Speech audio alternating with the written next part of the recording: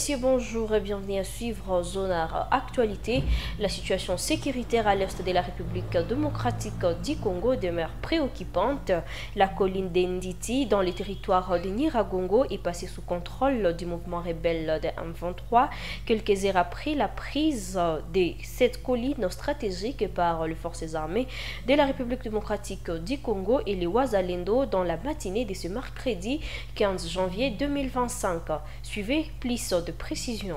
Après une heure d'intenses combats qui ont commencé depuis 1h05 de ce mercredi 15 janvier 2025, les forces armées de la République démocratique du Congo et Wazalendo ont réussi à déloger les rebelles du M23 soutenus par l'armée rwandaise de la colline d'Enditi en territoire de Nyiragongo. Quelques heures après la prise d'Enditi par les forces armées de la République démocratique du Congo et le Wazalendo, le M23, appuyé par l'armée rwandaise, a réussi à déloger à nouveau la coalition FARDC Wazalendo de la colline stratégique d'Enditi dans le territoire de Nyiragongo toujours. Selon des témoins locaux, les affrontements ont éclaté tôt dans la matinée. Les FARDC soutenus par la milice communautaire Wazalendo tentaient de défendre cette position stratégique, mais ils ont été repoussés par l'assaut coordonné des rebelles du M23.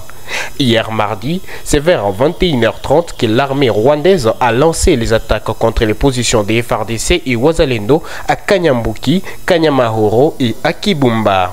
Parallèlement, en territoire des Rutshuru, les Wazalendo ont intensifié leur offensive hier mardi en libérant les cités de Nyanzale et de Katsiro. Les mouvements rebelles du M23 actifs dans la région depuis plus d'une décennie continuent leur bavure dans cette partie malgré les accords de cessez-le-feu et des initiatives de paix.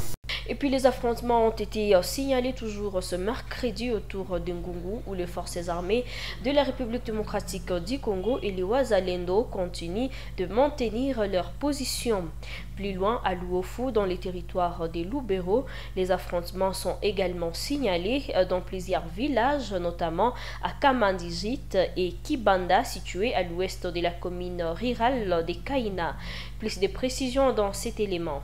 Reprise des combats depuis tôt le matin de ce mercredi 15 janvier 2025 à Ngungu Centre, dans le groupement Oufamandou 1er, territoire des Massissi au Nord Kivu. Selon nos sources de la société civile, Forces vives des Massissi, une psychose a régné dans la cité de Ngungu suite à cette reprise des combats.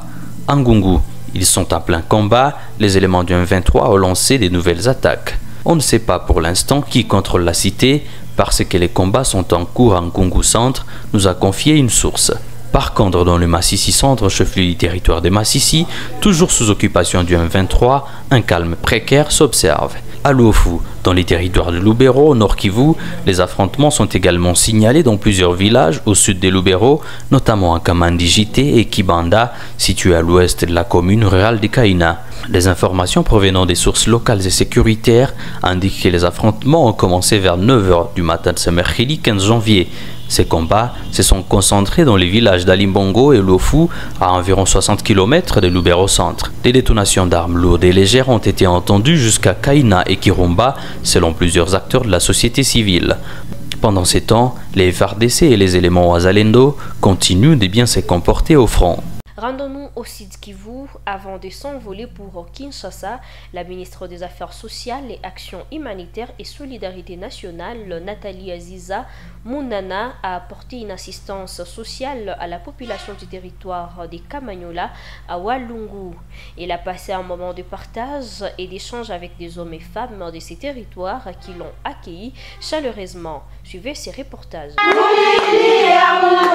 Dans son amour propre pour le Grand Kivu, Nathalie Aziza Mounana n'a pas voulu s'arrêter qu'à Goma et Bukavu. La ministre s'est rendue au territoire de Walungu, groupement des Kanyola, chefferie de Ngweshe, accueillie par les autorités locales, dont le Mwami Ngweshe.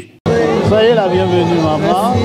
Une première dans l'histoire du Sud Kivu de recevoir dans cette chefferie une ministre nationale des Affaires sociales dans le cadre de ses activités socio-humanitaires, accompagnée du gouverneur de province du Sud Kivu, Jean-Jacques Pouroussi. Walungu, territoire natif de la première dame Denise Nyakeru Tshisekedi, Nathalie Aziza Mounana a exhorté l'assistance à prier pour le couple présidentiel afin de relever les défis qui l'incombent pour le développement de la RDC. Asinge mianze michi.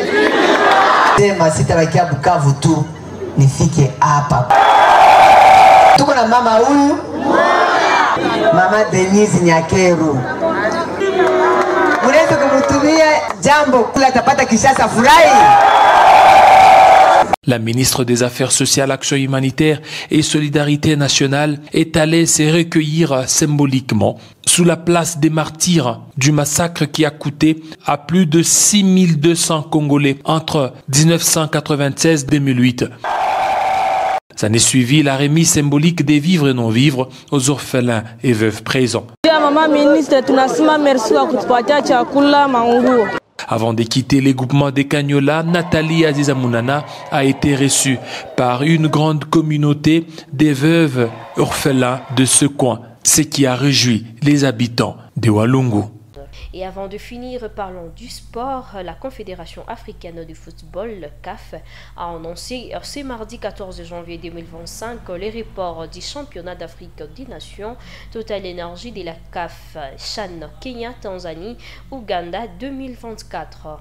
Au départ prévu en ce mois de février, la phase finale du Chan se jouera plutôt dans le mois d'août 2025 à une date qui sera communiqué en temps voulu selon les communiqués de la CAF. Reconfort Toumaïni nous dit plus. La Confédération africaine des football, CAF, a annoncé ce mardi 14 janvier 2025 les reports du championnat d'Afrique des Nations Total Énergie organisé conjointement entre les Kenya, la Tanzanie et l'Ouganda en 2024. Au départ prévu en ce mois de février, la phase finale du Chan se déroulera plutôt dans le mois d'août prochain à une date qui sera communiquée en temps voulu. Ces reports interviennent alors que les trois pays organisateurs dont le Kenya, la Tanzanie et l'Ouganda avaient déjà enregistré des bons progrès dans la construction et la modernisation des stades, des terrains d'entraînement, des hôtels, des hôpitaux et d'autres infrastructures et installations pour l'organisation d'un championnat d'Afrique des Nations réussi. Cependant, les experts en technique et infrastructures de la CAF ont estimé qu'il fallait plus de temps pour s'assurer que les infrastructures et les installations soient au niveau nécessaire pour accueillir avec succès les championnats d'Afrique des Nations 2024. Et voilà, c'est par ici que nous mettons point à Zonar Actualité. Merci de nous avoir regardés. À la prochaine.